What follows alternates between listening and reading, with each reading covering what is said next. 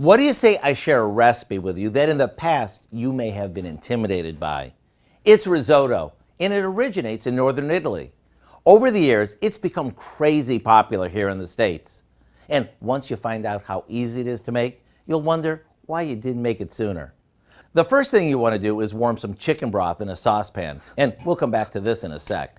Now, in a large saucepan, we saute some onions and mushrooms in a little butter until they're tender. Then we stir in some arborio rice, garlic, and a bit of wine. And cook that until the wine is absorbed. Now here's the trick to making creamy risotto. Slowly add in the warm chicken broth, 1 cup at a time, stirring it until it's absorbed.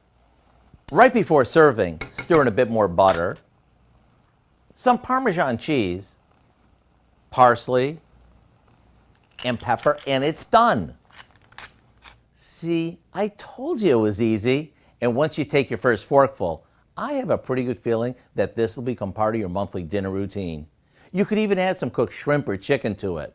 To get the recipe for our creamy mushroom risotto, all you have to do is visit our website. I'm Howard in the Mr. Food Test Kitchen, where today we found a Northern Italian way for you to say, ooh, it's so good.